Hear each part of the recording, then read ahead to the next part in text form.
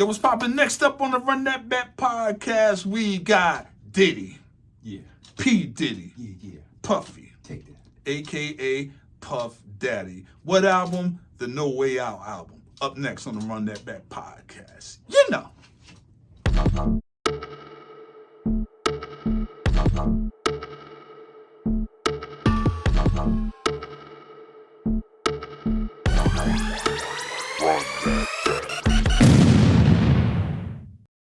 Yo, what's poppin'? This your man Scorpio Moe and C.Boogie.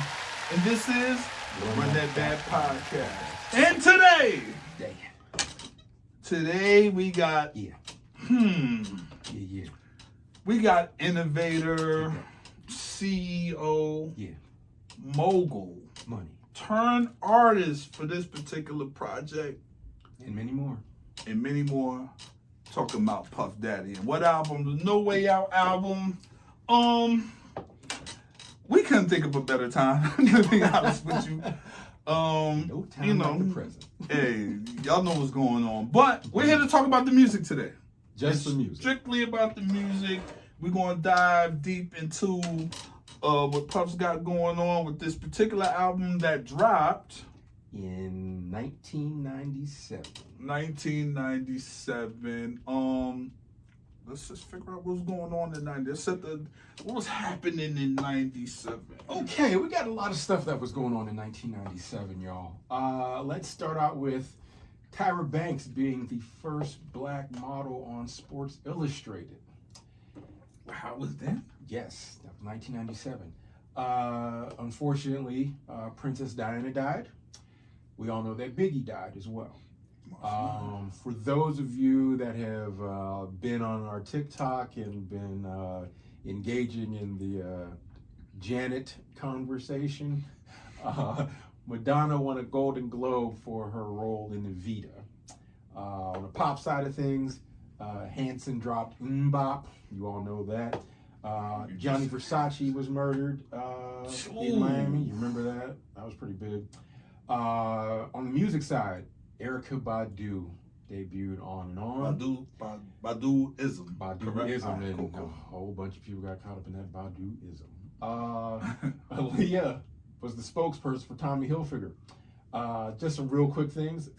Return of the Mac was out. That's when it dropped? It dropped in 97. Well, I didn't think it was always actually some big songs that occurred in 97. Return of the Mac. Okay. I Believe I Can Fly. Okay. Unbreak My Heart. Mm-hmm. Usher started his reign with You Make Me Wanna. Mm-hmm. Hypnotized from Biggie was the #1 hip-hop song of 97. He was the only artist to have 2 #1 singles on the Billboard 100 posthumously. So he's the only artist to have that done. The other one was More Money, More Problems. Pony came out in 1997. Also, Not Tonight with Angie Martinez, Left Eye to Brad, Little Kim, Missing. Nothing to Lose soundtrack. Correct. And finally, Janet Jackson signed an $80 million record deal. I do remember that. You remember that, right? I do remember that. That was a big deal. Okay. So that's the climate that was going on in 1997. We're going to start out with the intro just to figure out, when did you find out about Puff being an artist? Puffy? Yep, just Puff. What was your first introduction to Puffy? Now I'm not talking about as an artist. Just when was your intro? My intro to him was hearing his name before seeing him. I can't remember. It's either Wednesday or Thursday at the spot called the Red Zone. He used to have a party called Daddy's House. This is in 1990. 91 is when I heard of Puff. More on the 90s side. When I used to go down to Rush Management, it was like a ledge, like you walk in, it was like the stairs where Russell and Leor was roaming, like a security. Then you go to the right, it was a glass, and that's where the office, the reception is there. And you go back there, it was like Chris Lighty and all them.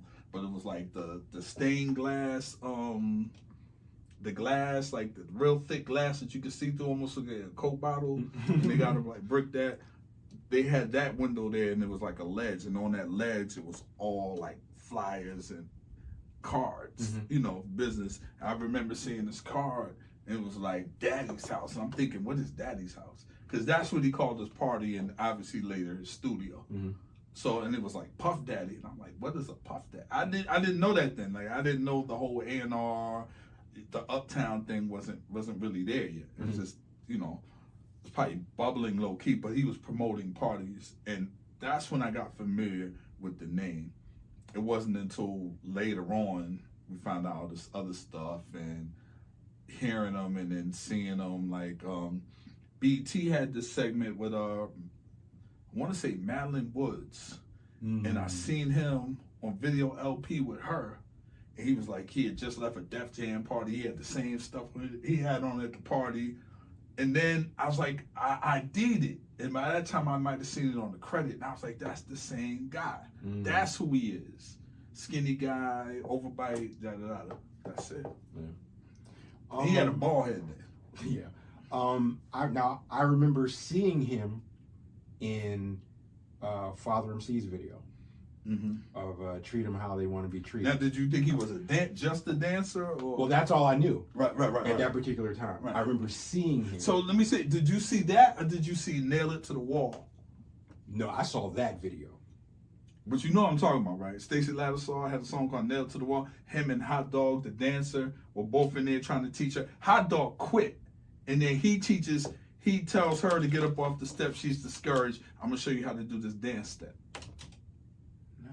So we need to look that up. What came first, Nail It to the Wall or Treat It Like I Want to Be Treated? Shout out to my man, Father MC, too. Matter of fact, he hit me up today. Oh, nice. Yeah, I remember seeing him in the Treat Him How You Want to Be Treated video, but then I didn't hear like his name until like the Jodeci Uptown era.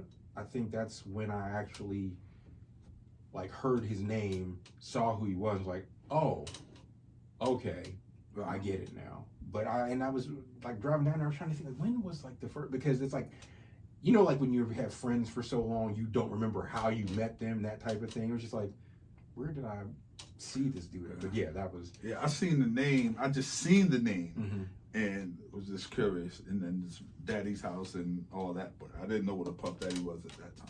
Yeah. Let's get into this album, man. Let's dive into this album, man. Yeah, so this is the album that made Puff Daddy a superstar. This is when he came out of the shadows of being an executive and getting his name around the industry, known in that way, to being an artist. And do you think this was always the plan? Because obviously the guy likes the camera. And a lot of people don't know, give you a little background. Puff was supposed to be in Strictly Business, the movie. As a matter of fact, he was in it and got taken out. He got fired. If you go back to the movie Strictly Business, starring was it Halle Berry? She was one of Halle Berry, Denise's husband, Tommy Davidson, Denise's husband that was on the Cosby Show, Anne Marie. This was like, you know, just a lot of people in there. Samuel Jackson's in there, the mailroom, and all these things. But I say that to say, and Uptown had the soundtrack for that. He was replaced by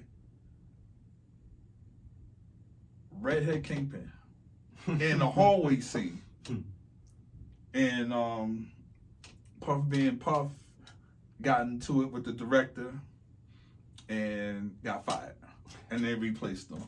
Second one, which was back to back, he was trying to be in the movie Juice, and wanted the Bishop role. Now, I got this from Ralph McDaniels. You can see the clip online. He talks about this whole thing, and it was like Puff.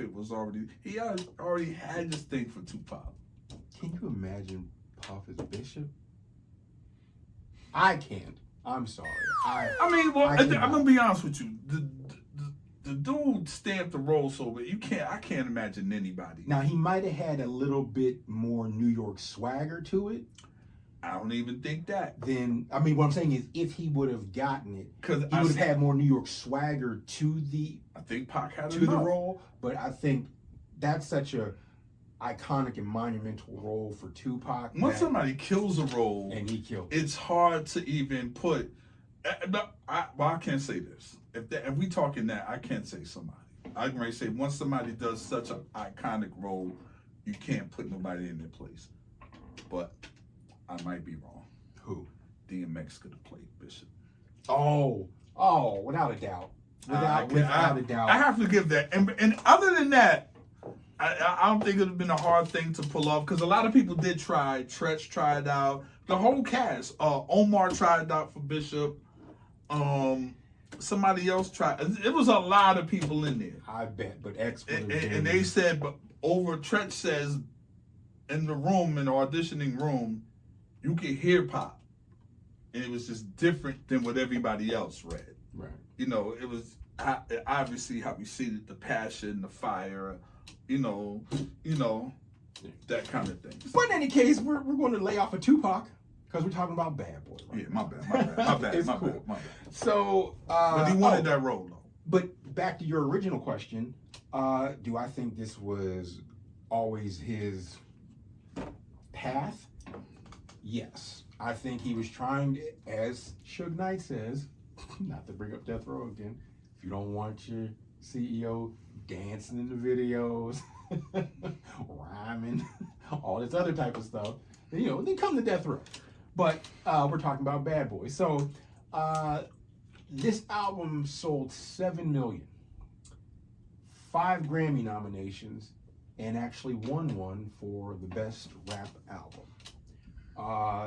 This album was basically, now that we know about ghostwriting, if you listen to it close enough, you can tell what artist the song was for, or you can tell who wrote the rhymes. Because we'll get into it about this whole album, in my opinion, and I'm sure you have yours. But 2 questions. The album was originally supposed to be called Puff Daddy and the Goodfellas. I do remember that. Then there was another title that replaced that. Do you happen to know what it is? I don't think I've heard that. Hell Up in Harlem. I'm not surprised. I remember hearing that title. For real? Yeah, instead of Puff Daddy and the Goodfellas. No, I remember. I'm the complete opposite. Yeah, see, I heard that title, and I didn't hear the other title. You but never know. Yeah, but basically after the death of Big, he switched the album's title to No Way Out. And so he just basically, that's how he felt. And you could tell there was a change in the album's direction after Biggie died. Too much of a change. But we'll get into that. Yeah. Well, yeah, we go into it. So, first off, the first single that... The long-ass intro. Yeah. Well, we're in the track list right now, but the first single that came out on January 7th of 1997 was Can't Nobody Hold Me Down. Can't nobody take my pride. Can't nobody hold me down. Oh no, I got to keep on moving. Broken glass everywhere. If it ain't right, actually came out before then. Well, they played it before. I don't know when they sold it, but it was actually out when Big was alive. Oh yeah, I'm bought January of '97. Like right. Big it was before that. Probably. It was before. It was while Tupac was living. I'm sure. But with Can't Nobody Hold Me Down, remake of The Message. Also, the hook was from a 1980s pop hit. Yep. I think the guy's name was Leo something, but I can find that out. You'll probably see it somewhere up there. But what'd you think about that? Second person to use it. Ice Cube used, well, obviously, other than Flash, the Message. Mm-hmm. Ice Cube used it for a remake of Check Yourself. Check Yourself Before You Wreck Yourself. That had DOS effects on it. Gotcha. That was the first time I heard somebody use it. So to turn around and use it 5 years later, and Mace's slow flow and drag, Mm-hmm. and his slur, it fit, it helped, it gave it a Gave it a different sound for 97. yeah, he gave it this he had this cool fly slow delivery to it, and it was in pocket. It was more about how he said it. But who did it remind you of? At that time, Mace doing that? Mm-hmm. Nope, I can't think of any. For me, it was Eric Sermon with the slow flow. Oh shit. The slow flow of Eric Sermon. I'm not mad at that. Think about it. I'm not mad at that. I would say the first. Yeah, I'm not mad at you. That's something to think about. I never thought of. Okay. Because even if you take it back to 112's Only You remix, it wasn't slow, but it was kind of bouncy with the track. But this one was very, very EPMD-ish Eric Sermon to me. That's just to me. I'm blown away because I never thought of that. And Now you being a rap dude, I thought you would have picked that up. I definitely thought you would have picked that up. Now I got to go back and hear Eric Sermon again. But no, I in my mind playing it back, I listening to Eric in my mind. I'm not really mad at that. A lot better rapper. It was more together. He had more swagger to it, but I could see, okay. Right. But also, you could tell with that particular song, we know Mace wrote the whole song. In fact, there was an interview, I believe, that Mace had when he said after Biggie passed away, his pen was the one that was keeping Bad Boy alive with the hits and everything. He wrote a lot of stuff. That's when you heard player hating degree, PhD. Yes. And he was in his bag at that. Puff with the got the Benz that I ain't even drove yet. This was like the fly torch is this young dude from Harlem, and it's and Harlem wasn't really it was Big L, but he passed and away. then he didn't pass away yet, but I'm saying Harlem really it was their time to put their stamp on it.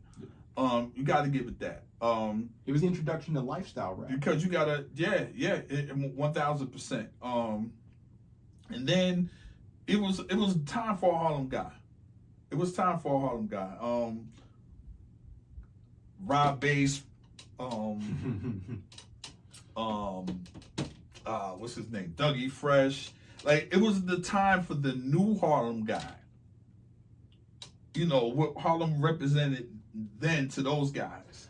It was time for that. And it was right on time. It was right on time. I'm glad you brought up Rob Bass because we will bring him up again in a couple seconds.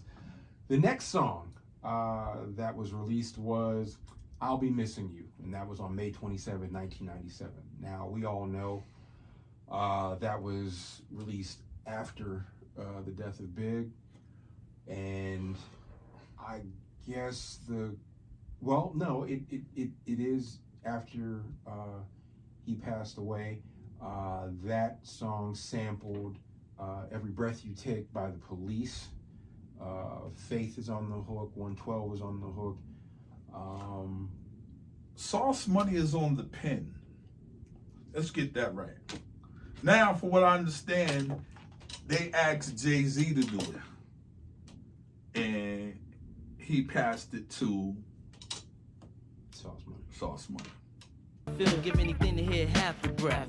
I know you're still living your life after death. Every move I make, every single day I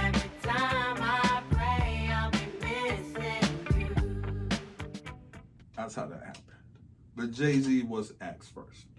Which is funny because Jay-Z has some writing credits on this album. That He's on the album. Well, yeah, he's on the album, and he also wrote on the album. I'm sure if you listen to it, he is on the album. Yeah. And I'm sure if you listen to the album, you know what songs he wrote on. The next single, All About the Benjamins. It's all about the Benjamins, baby. Yeah. It's all about the Benjamins, baby. Yeah. It's all about the Benjamins, baby. Yeah. It's all about the Benjamins, baby. It's all about the Benjamins. That was released August 12th, 1997. Now, I'm glad you brought up Rob Bass before, because in '88, when It Takes Two came on in the club, you knew it was midnight. You knew it was midnight in the club once you heard that. Yeah. That's when everybody Peak rushed hours, to the peak floor, hours, peak yeah. hours. Yeah.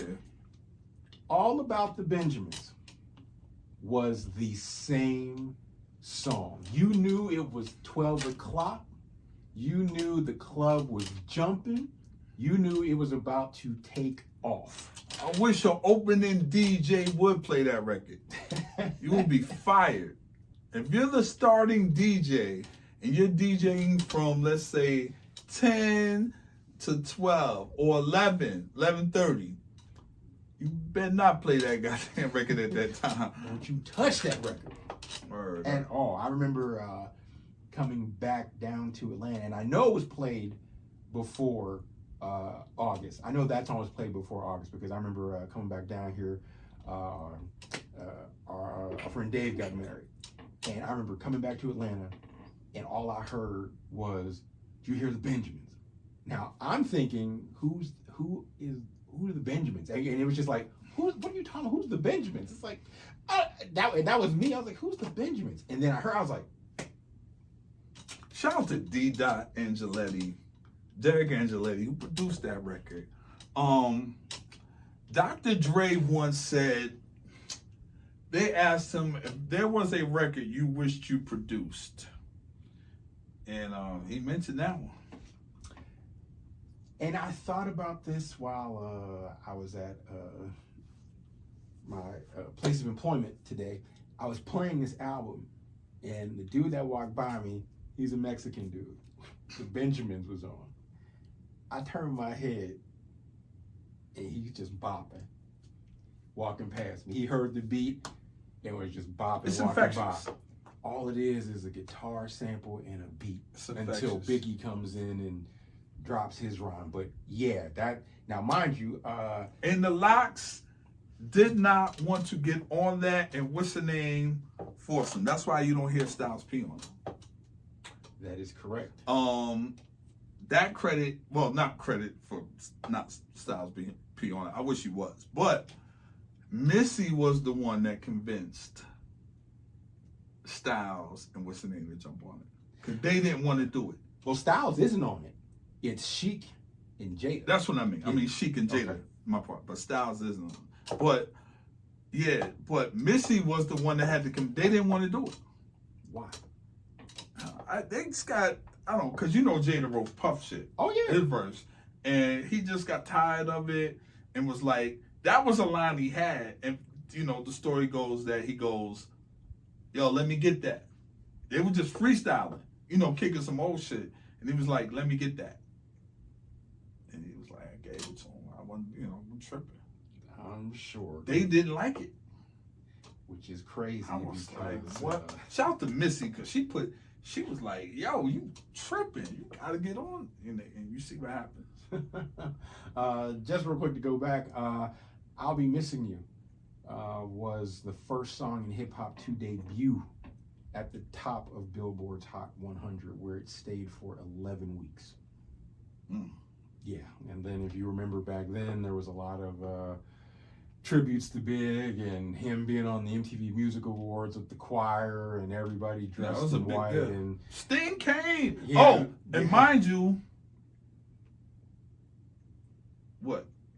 oh, Before he cleared it, he charged. It was a crazy amount. They got a crazy deal for that. You go look at. I You- don't I want to know- mess it up. I but- know what it is. Well, explain it to the people, please. So, in order for Puff to use that sample, he gives Sting $2,000 a day. Bam. A day. $2,000. $2,000 a day for using Every Breath You Take A day for how long? in perpetuity. So that's like the. That's the payment for the same. I get basically $60,000 a month. To my knowledge, it's in perpetuity. So that's $60,000 a month. 12 months. $720,000 a year. So basically, let's say someone gave you $1 million. They take the taxes out. Take with your money. There you have $1 million check every year, gross. I mean, Jesus Christ. That is crazy. But I mean, for as much. But probably, I mean, you gotta understand. Still, the writing side, it's a lot. The Puff made well over that. Trust me. Yeah, he did. Trust me. Also, just as a reference, Can't Nobody Hold Me Down was at the top of Billboard's Hot 100 as well for quite a few weeks. So the album already has 2 #1 Hot 100 singles. The next single, which is actually my favorite song off the album, Been Around the World. I'm the macaroni with the cheese. Been around the world, now, yeah.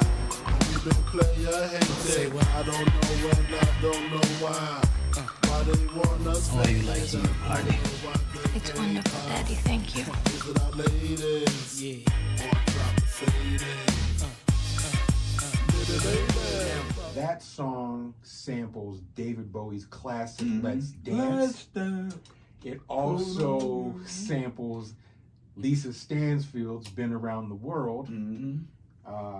I think she's the second white woman outside of Tina Marie who actually rocked the Apollo.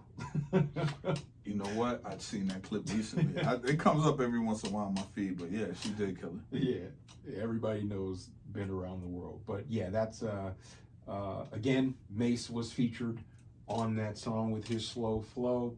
Puff was rhyming as well, and Big was on the hook. Yeah. I would have liked the verse from Big. Yeah, definitely. I would have liked it, but I get it though. I get it. I get it. And then the last song of that album's campaign was Victory. That was released on March 17th, Now, 1998. This was the $1 million video. Mm-hmm. Yo, the production on the video, even the record, to keep it real,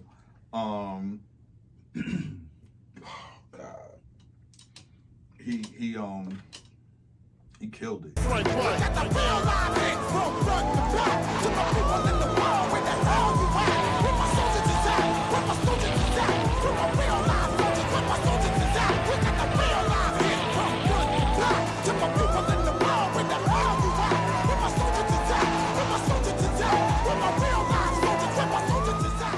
The video, I think it's like, go watch it. What's the names in it? Dennis Quaid. No, is it Dennis Quaid? No, Dennis Hopper. Dennis Hopper. Yeah. Dennis Hopper's in the video. Obviously, Busta Rhymes. You see him on the building. They spent some bread. I think it was $1 million. Yeah, it was $1 million. That was at the time hip hop's. Actually, not hip hop's. It was the most expensive video ever made at the time. What? Yes, it was. And this is where, It was like a mini movie, just so you know. yeah, the song sampled Rocky's theme, or Right. the beginning of Rocky's theme as well. This is where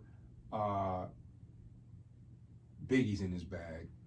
Biggie is spitting some shit. But even how everything comes on, it kind of reminds you of, the intro from Meek Mill. We'll get into it. Yeah. We'll get into it. You got Biggie spitting his shit, and then if you saw one of our previous episodes, Busta Rhymes was in his bag as well. He was in Busta Rhymes mode, on the hook, loud, rambunctious, being his. They placed him perfectly because he's on the hook. So there was no way he could steal any shine. Right. You know what I'm saying? From a verse perspective. So we all knew Big was safe with his verse. Got Busta on the hook, and then Puff was cool with his verse. But yeah, that was Who wrote Puff's verse? I was under the assumption that it was Biggie. It might have. I'm just curious, but now I'm thinking about it. Yeah, I think it was Biggie because it doesn't sound like Busta's flow at all that he was spitting. So I don't know, because I was trying to see if I could hear Big in it. Maybe, I don't know. If not, But to Puff's credit, he delivered it well. We'll get into it. Yeah. I mean, that verse anyway. Yeah. Okay. So now we got the singles and the videos out the way. So now and they were the right singles. Let's be clear. They were the right singles. They were the right singles. So let's get into the rest of the album. So and this is why I have the this is where the bullshit happens. I couldn't have said it better myself. So the first track is the No Way Out intro. Too long. I'll put it to you this way.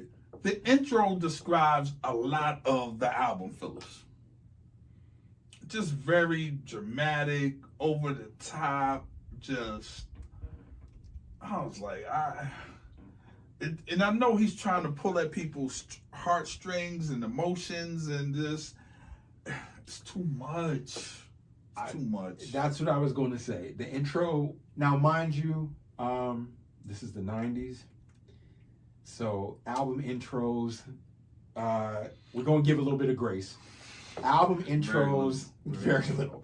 Album intros were very dramatic, very, if it was emotional, it was going to try and get at your heartstrings, or it was very gangster, or very, if it was R&B, it's very rain, thunderstorm, trying to pull you Shaq in. started that, by the way. You Can't Stop the Rain.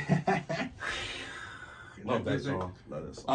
Just trying to pull you into the album. Yeah. So from that intro, it goes into Victory. So the theme, I would say, is we're staying along that theme from the rain and everything, the way Victory comes in. And even if you remember the video, there was rain, all that other type of stuff, right? So we've already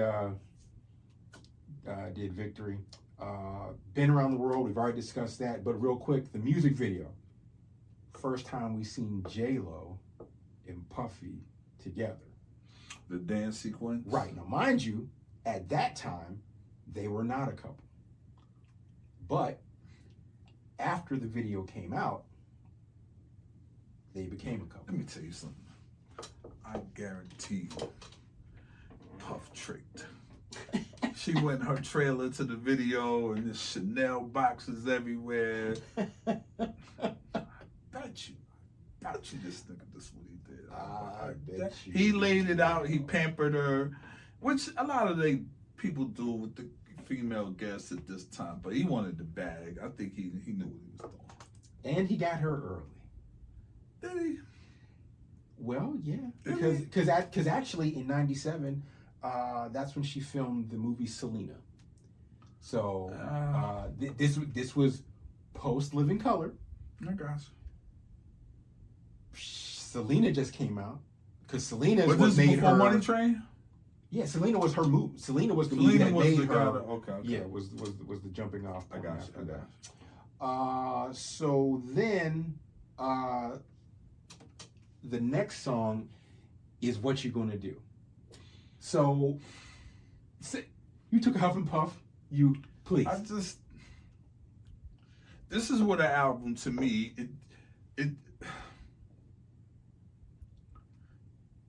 I got tired of Puff real early in this album. Really? Him. I could have dealt with the writers. I got tired of him. And I understand they tried to break the monotony up with the features, but it was him. He's the problem. Even if it's just his direction where he wanted to go. I wasn't feeling it. I think he rushed it after Big's death. I think he rushed a lot. I know when they were out to Cali, even during, Big's untimely death, they were recording out there. Like, they were doing sessions. He was working. So don't get me, but I just think towards the end, he rushed it to capitalize off what Big's album sales were. It felt that way. I can't say. I just felt that way to me. It just felt certain songs were rushed. Certain songs was, let me get that song from you, whether it be the Black Rob record. I think he snatched records from other people. Oh, I believe he definitely did. This is one of the songs that I definitely think was Black Rob's. See what I'm saying? Because to me, this sounds like a the story, Harlem song. The storytelling, because Black Rob doesn't get. There's specific credit. things that Black Rob says in his flow and pattern that you know is Black Rob. Yeah. But here's the funny thing. Guess who is listed as a writer on this song? Who? Puff and Lil' Kim. You could be like, change that, and then you get a credit. Change. I like this, but change this part, and can you say this instead? Boom, writer's credit. In my opinion. I like what you're gonna do because to me it just feels like a Harlem song. It feels like, and that might be because I'm thinking of Black Rob as well, and he's Harlem to the core. No. But like I said, it just sounds like Harlem to me. The next song, Don't Stop What You're Doing. And this has Lil' Kim on it. I'm not mad at this song at all. But again, Puff does what Puff does best. He sampled an 80s joint by Yarborough and People. I hated it. Don't Stop the Music, which I love that and they song. should have stopped the music. Because anytime some rapper tried to remake that record, it never, to me, it doesn't work. It's just one, I get what people are trying to, and part of the reason is they do the hook. Like, do the beat, but create a whole new hook. They tried to do the song. And that's where I started to get, see how Puff mixed the sting with this and this and this? When you got a harder road to travel when you do the song and you try to do their hook too. Well, here's the thing. The saving grace for me with that song is that the hook is sung by nobody else than Kelly Price. Right. And I love her voice. She is a underrated guest star on this album because she sings quite a bit on this album. Now, there's a couple songs where I don't think her vocals could save it. The next song after that is, and this is where I started to get tired of Puff. This song, If I Should Die Tonight, with Carl Thomas. Now, it's not Carl Thomas, but I'm tired of the whole death overtone of the album. And I get Biggie passed away, but I don't know if it was the 90s thing where, on most rap albums, there's always one song about dying. It's just with him and... It was overkill. And to me, it was less, I'm going to keep it real, it was less Biggie and more Tupac. I had the feeling of the Tupac shoes more than the Big. Go on. I just think that he, like the prophet, the thinking, I see death around the corner, but in Biggie's, in the up to date Biggie's, it's just a lot of, I don't know, he was into his Me Against the World bag and the combination, that kind of thing. I just felt like it was overkill. I didn't even believe it. Pray for me. I'm just trying to. It's like, man, listen, you rich. I don't want to hear it from you. I gotta hear it from DMX. So when I don't want to see you in Diamond saying that. I want to see how raw X was. If we go on that route, I want to see bad. I want to see dark. You're too happy. You're too fly. You carry yourself this way, and then you be like, you want somebody to feel for you. It's kind of hard to do. So that song leads into Do You Know? And I don't like this song at all. Kelly Price's riffing on the hook and in the song could not save this song whatsoever. And I love you, Kelly, but this one, nah. Jay-Z wrote for him for this song. He's in the writer's credits.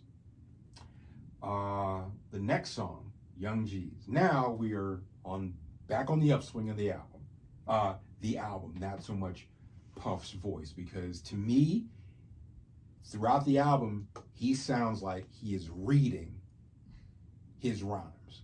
Everybody else sounds natural. Everybody else sounds like they're flowing. But do you give him grace? No.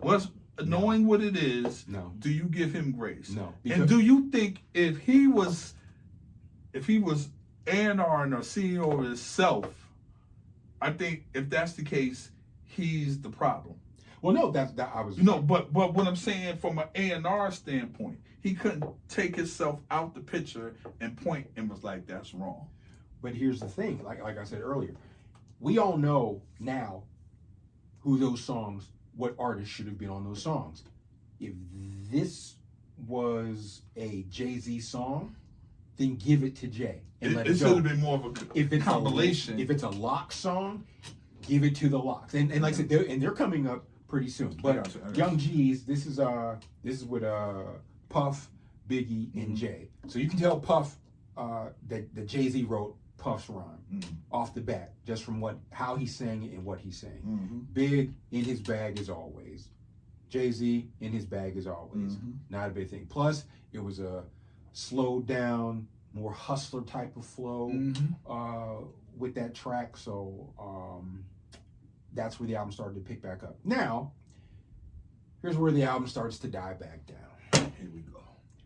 I Love You, Baby. This was a song with Black Rob on it. And I feel like, to me, Black Rob always got the short end of the stick. One of the most slept on storytellers in hip hop. Him and Kool G Rap don't get their credit for their storytelling. G Rap a little bit more because he has more of a catalog than Black Rob, but Black Rob storytelling is very, very dope. If you go back and listen, even on this song, you hear what he's talking about. Yeah. It's a good, like I said, Black Rob rhymes perfect. Hook trash. It's just I think it would have got more light if it would have came out after Whoa. People didn't know who Rob was. Yeah. I think that was part of his notoriety. So now we are back on an uptick on the album. It's all about the Benjamins. We've already discussed this. You know who's on it. Jada, Chic, Puff, Kim, and Big. Ooh. That was a all-star class song. You can put that on today. You can put that on 10 years from now. It doesn't matter. That song sticks Big like first come in and switches up the beat. Dum, dum, dum, dum, dum. And I remember Ben had skills, Cristal spills. Woo! I remember being in the club after he died down here. Yeah. I think we was together. Yeah, we was. Yeah, and that shit all came. about the bitch. Man. So now, this is where the album starts to take a dip again. Pain. And here we go. It's like happy and depressing at the same time. I want to feel for this rich motherfucker, but I can't. That's my problem with I get it. I just don't believe you, sir. That's my problem. You need more people. I was like, oh man, you too shiny for that, man. I don't want to hear that from you. Yeah, just putting this in real quick.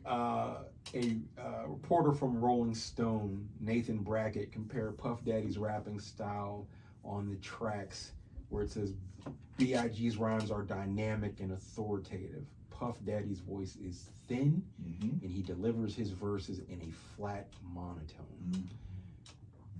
Basically stating that Puff Daddy was among artists who merely bask in the reflected glory of the songs from which they draw. Ooh, love that. Cold statement, right? Yeah. Because he's getting the shine from all the power that these songs are putting out.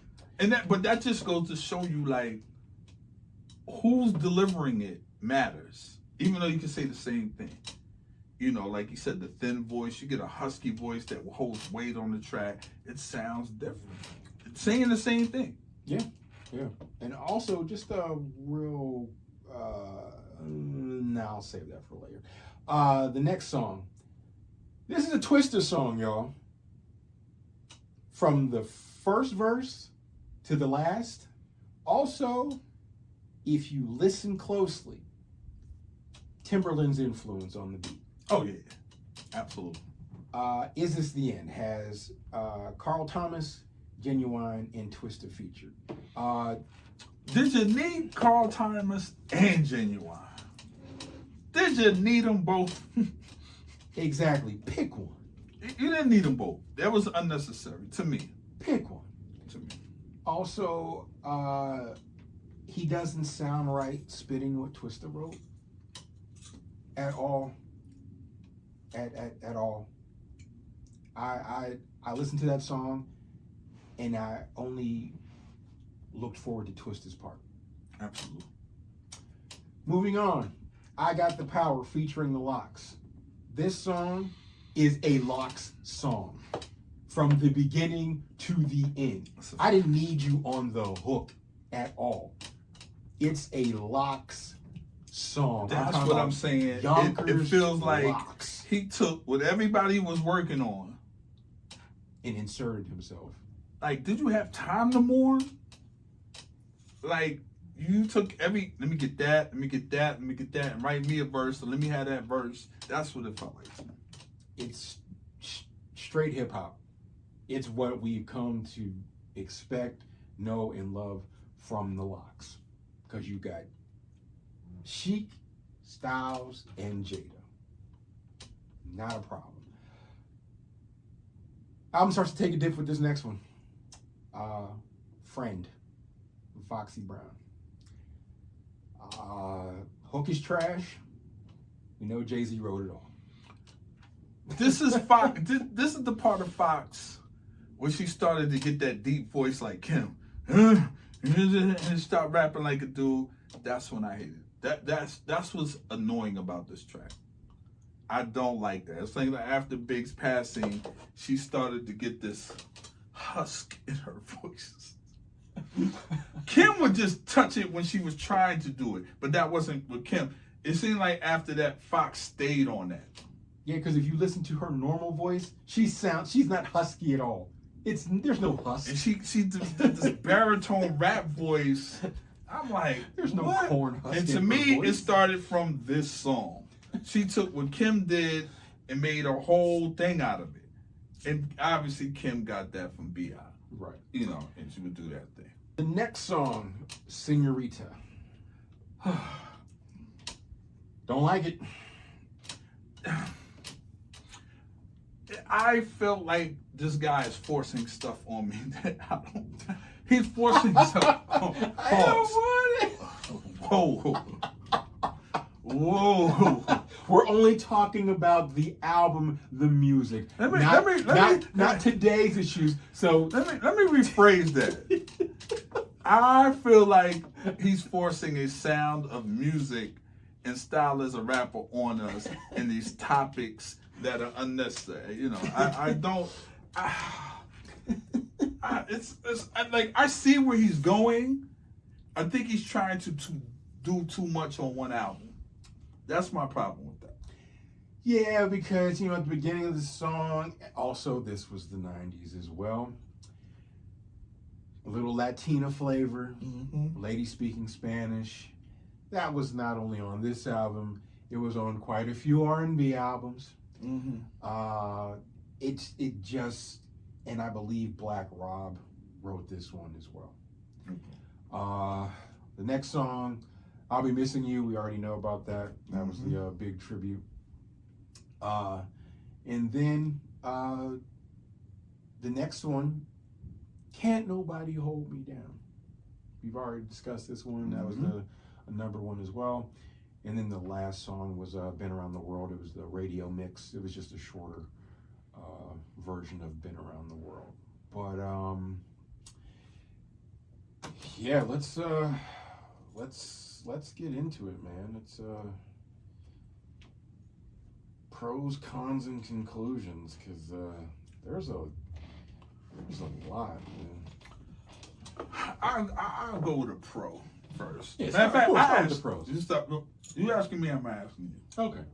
Which one? I asked you. You Your asked me pros. first. Your I pros got are it. down. My pros, anything with Big. I would say the tracks musically, because also Puff said, and this is still the Hitman, right? Yeah. All this was done by the Hitman. In Puff's book, it was not in a book by Puff, but it was a book about Puff that somebody wrote. Quote: Puff told the producers, "Tell your girlfriends or your wives." Is this the one where they went out? They went to the Caribbean. For 2 so weeks. They did yeah. that and Big's album. Yeah, that was all the. They did Big's album. They did this. So did they had a the producer whole- camp session down Yeah, down they there did a and just whole banged out bunch of stuff. tracks Okay. because he said, "I want to control radio for the next 2 years." So he took them, no distractions, down to the Caribbean, and they knocked out this album, Big's album, and other hit singles as well. But the music was lush, very cinematic. Like I said, what you gonna do? It just reminds me of Harlem, duskish type of vibe, summertime. Just it just gives me those feelings, and it just like certain. It's very cinematic. Very. Puff's production team brought lushness and cinema to hip hop. And they cleaned it up too. Like they made the sound clean for the most part. They polished what was there because it could come off like a Pete Rock or Premier, which is a different sound. Like they ran it through a different filter. They cleaned it up a little bit and made it, kind of like what Dre did out west. Yeah. But Dre's production is gangster. It is. It's super clean. Well, I would say he cleaned it up because when he was with NWA, it was grit. It was the going grit right. inside. And I think that was the graduation. Right. You take the first NWA albums and go. I mean the Easy Done. Yeah. And you see it. You see it. And like how Niggas for Life comes around. It's clean. There's a lot of stuff going on, but it's clean. It's clean. Right. And I kind of get that energy from the Hitmen doing that with those two albums. Look at Ready to Die versus Life After Death. Oh, cinema. So same thing with this album. I can say that the production. Yeah, you're right. Those are your pros. Yeah. The production overall, and it was good to. We got to hear Big voice a couple more times. Yeah. This is after his death, so got to hear him say something new after his death. So And they also picked the right singles. Yeah. I can't lie on that. They picked the right singles. Yeah. Also a pro, the writing. Even though he didn't deliver it well, the writing was, the verses was crazy. I don't like how he said it because it sounded like, and this is a con, Puff sounded like he was reading it. It didn't sound natural. It didn't sound like it was in him. It was just, what's my line? And I say it. Right. You know what I'm saying? It's just reading it off a piece of paper while everybody else had a swagger with it. My other con is that the dying vibe of the album. I understand you're going through something. I understand you're grieving, but you personally should have done that off-site. The world didn't need to grieve with you. We were already, those who were fans of Big were already grieving that he was gone. I felt that it was forced. Yeah, that's the thing. He was forcing it to me. He was forcing it, but I don't think he let... Give me a record that has this. And he did it. And it was too much of that. Yeah. For me. As fans, I don't think he let us grieve on our own time. You know what I'm saying? Think about it. When Tupac passed away, because of what we know now, his work ethic, there was a lot of stuff to hear from him because all he did was go in the studio, spit, give me next song. I don't care what you do after I spit on it. But there was surplus Tupac songs, so there was always something new coming, and it was like, yeah, he passed away, but I still feel he's right here because something new was coming out every other month. With Big, there was no grieving process. You didn't give the fans time to be like, because the album came out 2 weeks later. After it died 2 to 3 later, it wasn't even a whole month. I know that. Big's album dropped 2 weeks after he passed away. See what I'm saying? And then this album came out 2 months later. Where was? So how can I believe you're grieving if you were this close to this man? You didn't even take time away to be like, you know what? I'm fucked up about this. I need to disappear for a little bit. But this is the businessman, and this is riding on the grief wave and getting this album out. While you guys are all, I'm gonna give you music to grieve too. Right. And also, speaking of grieving, a real quick note, there was a story about Vibe wanting Big on the album cover by himself. Yeah. And Puff shot that down and said, I have an album coming out, put both of us on the cover. So that just goes to show you there was a little bit of ego, a little bit of, I won't say narcissism, but selfishness when you have your own artist that's signed to you that has the chance for a solo cover deal, and you're like, no, I'm stopping that. Put us on it, and it flew because you were the CEO of the record company. I felt that was kind of selfish. Other cons. Like I said, as much as I love Kelly Price, there were some songs she shouldn't have been on. Even though she sounded great. It was overkill with something like we were talking about the Genuine thing, and him and Carl Thomas on the record seems very unnecessary. Yeah, because you have a singer and you got a singer. Don't match. I didn't like the album sequence. Yeah, because it started strong. Right.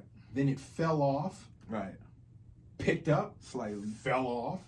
It's like this. It was like this. And I kind of understand it based on what you got, but some of the songs are just back to back. Like I said, it started to feel depressing. Morning music. You think do you think that was the goal? Was to have you go through the range of emotions? I didn't even think about that, but that's something to think about. Because if you think there's celebration and then there's sadness. Yeah. Then there's celebration, it's like a little bit of celebration, and there's sadness. It's but you got to figure if you're doing it. But I think obviously the sadder records came after. I would assume after the death. I mean, obviously Missing You did, but because you got to look at the upbeat songs and all the songs that were big was on, and maybe that was the move prior because they recorded a lot of stuff. That was, you know what I mean? Yeah. They were in L.A. still recording, working on Puff's album. Yeah. Big was supposed to be executive producer, but he still might be. He is. Still might be. He is. Yeah. This album to me, it gives me, and this is just me, like when you go to a funeral, the funeral service is sad or celebratory, depending on how you take it, right? Then you go to the you go to Big Mama's house to eat. Yeah, you go to you go from the service. You go from the service then to you the go cemetery, back to the house. Right. And then you go back to the house, and everybody's everybody's stories. Yeah, it's upbeat. Right. You're starting that process of getting over. That's a good analogy. You know what I'm saying? You're starting that process of getting over it. Okay. And I felt like this album was kind of that process. I'm not mad at that analogy. I'm not mad at that. You know what I'm saying? Because it's like I'm sad. I'm dealing with all my emotions, and now it's time for me to let it go. So that's why when you said the sequencing, now I was like, oh, that's right. That's where I think they got the sequencing fucked up. Yeah, I'm not mad. Like I said, it's just a thought. But I'm yes, not that's how mad I at feel that about one. I'm not mad at that one. Scale of 1 to 10. Oh, real quick, I got a Puffy story. Story time with C.Boogie. Story time. This was before he signed 112. We heard, I forget how we heard, but he was looking for a group. I was in an R&B group. We made our way to New York. We got in front of Puff. What was Puff doing? So we walk into the studio. Puff sitting in a chair. Turn around, everybody greets, hello, how are you, all that stuff. Exchange pleasantries. And he's sitting in a chair, and he has a young lady peeling and feeding him grapes. Peeling what? She was peeling grapes. You can peel grapes? Yes, you can. She was taking the skin off of a grape and feeding him while he was talking to us before he asked us to sing and all this other type of stuff. See, I knew the feeding of the grapes. I didn't know somebody was peeling them. Oh, interesting. Okay. Yes. Interesting. So yeah, that's my interaction with Puffy. Of course, we didn't sign with him. They signed 112. But my, on a scale of 1 to 10, I would say a strong 7. Damn. That's what I was going for. That's wild. Yeah. A strong 7. Yeah. And honestly, that's based off of... If the singles weren't there, let's say one, because all those singles hit, by the way. all the But if one of them singles didn't hit, I would have took it down something. But yeah, that was the right selection. I'm not going to... I can't front. They put out the right stuff. They put out the right stuff. You can't front on that. Yeah. Yeah, I give it a solid 7. Yeah, I give it a solid 7 as well. Man.